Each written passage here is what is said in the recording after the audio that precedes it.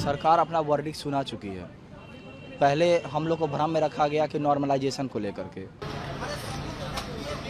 बोली कि नॉर्मलाइजेशन का तो ऐसा कोई प्रावधान हम जिक्र ही नहीं किए थे। तो जब जिक्र नहीं किए थे तो इतना सारा पेपर, 2-3 पेपर रखने का, शिफ्ट में एग्जामिनेशन का क्या तुक था? कोई नहीं है राजनेता। नॉर्मलाइजेशन तो इनडायरेक्टली आपने लागू किया, लेकिन क्या कहा आयोग कि मैंने तो जिक्र ही नहीं किया था। हमारे लिए ये नव वर्ष खास करके 1 जनवरी बिल्कुल नहीं है।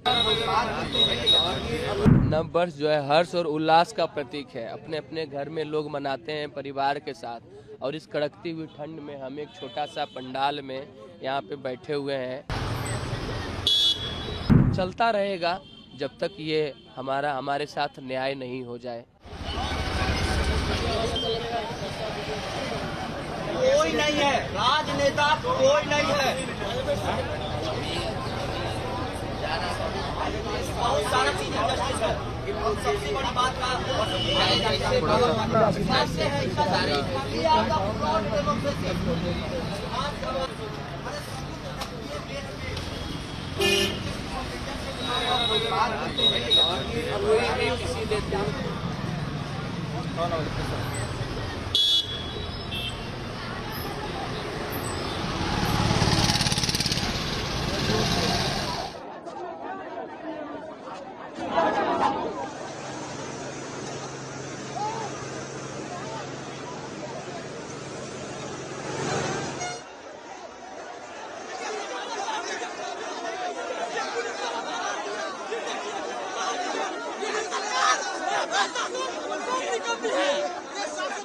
अब क्या बोले हम, 4 तारीख आने वाला है। हमारे लिए ये नव वर्ष खास करके 1 जनवरी बिल्कुल नहीं है।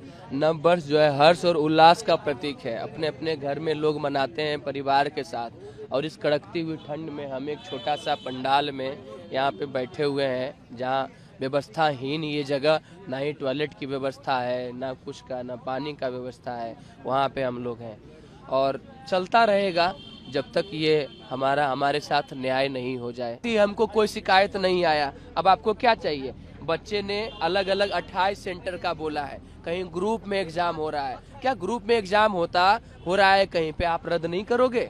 है कहीं पे गैलरी में बैठा के, ऑफिस में बैठा के, कहीं पे ठीक से चेकिंग नहीं हुआ है। सारा लिस्ट कल प्रेस कॉन्फ्रेंस में भी हम लोग बोले थे, तो बार बार दोहराने का ऊर्जा नहीं है। सॉफ्ट कॉपी में मीडिया वालों को दे दिया गया है, जो एक ग्रुप हम लोग बनाए हैं। तो वही है री एग्जाम कराइए। क्या अब आशा तो है, तभी है, निराशा होते तो उठ के चले गए होते। और बच्चे इतना डिटरमिन्ड है और उपद्रवी नहीं है। आज 15वां दिन है। उस दिन उतना बच्चे थे, किसी गाड़ी का शीशा तक नहीं कोई तोड़ा। अब शांति पूर्वक और सहज व्यक्ति किसको बोलेंगे? तो उपद्रवी बोल करके। लेकिन हाँ, बच्चों का हाथ और पैर जरूर टूटा। इतना शांति से होने के बाद वाटर कैनन और हाथ पैर तोड़े हैं इन भाई। इस बहन का आप दिखाते हैं, इस बहन का इंटरनल ब्लीडिंग हो रहा है, और ये जीवन भर वो झेलेगी। ये सर को टेररिस्ट के तरह जो है अरेस्ट किया गया था। ये रमांशु सर है, और एक बहन है, उनका दिखाना बहुत जरूरी है। वो जीवन भर बहन हमारी जो है वो झेलेगी। अब कैसे बताया जाए? ये बहन हमारी है, इसको पुरुष कांस्टेबल मारा है पेट में। आप पीटते समय भी ध्यान नहीं देते हैं कि किसको कहाँ पे आप पीट रहे हैं। अब ये इंटरनल ब्लीडिंग का शिकार है ये लड़की। सरकार अपना वर्डिक्ट सुना चुकी है। पहले हम लोग को भ्रम में रखा गया कि नॉर्मलाइजेशन को लेकर के बोली कि नॉर्मलाइजेशन का तो ऐसा कोई प्रावधान हम जिक्र ही नहीं किए थे। तो जब जिक्र नहीं किए थे तो इतना सारा पेपर, 2-3 पेपर रखने का, और प्लस आपको 2 दिन एक दिन में 2 शिफ्ट में एग्जामिनेशन का क्या तुक था? अब आप खुद सोचिए, एक दिन में 2 शिफ्ट ले रहे हैं, तो 2 शिफ्ट में 2 पेपर दीजिएगा ना। ऐसा नहीं ना कि पहला शिफ्ट दे करके दूसरा शिफ्ट में वही क्वेश्चन दे दीजिएगा। That's final. नॉर्मलाइजेशन तो इनडायरेक्टली आपने लागू किया, लेकिन क्या कहा आयोग कि मैंने तो जिक्र ही नहीं किया था। सच बात है, आपने जिक्र नहीं किया था। दोबारा रिपीट कर, आपने जिक्र नहीं किया था, लेकिन इनडायरेक्टली क्या था, आपने जिक्र तो कर दिया। एक दिन में 2 पेपर नॉर्मलाइजेशन नहीं कीजिएगा तो क्या कीजिएगा? अभी देखिए अचानक क्या ये लोग पलटी मारा है। ठीक है, कल जो हम लोग चीफ सेक्रेटरी के पास सारा का सारा सबूत लेकर के गए हम लोग, उसके बाद ये लोग क्या स्ट्रैटेजी अपनाया है, हम लोग नॉर्मलाइजेशन नहीं करेंगे, क्या करेंगे भाई, हम लोग स्केलिंग कर देंगे। अब स्केलिंग समझा रहे हैं। अब ये होता है खासकर जो बड़े बड़े इंस्टीट्यूशनल रिफॉर्म, इंस्टीट्यूशनल जैसे कि यूपीएससी हो गया, मतलब इस यूपीएससी क्या करती है कि हर एक जो मेंस में जो सब्जेक्ट लिया जाता है ना, जैसे ज्योग्राफी हो गया, हिंदी साहित्य हो गया, इंग्लिश हो गया, मतलब जितना भी आपको जो सब्जेक्ट वगैरह है, हर सब्जेक्ट में एक एवरेज मार्किंग किया जाता है, मतलब स्केलिंग मतलब खींच करके एक एवरेज कर दिया जाता है, ठीक है, कि ताकि सबका एक पायदान हो, रैंकिंग देने में सुविधा होती है, ठीक है ना।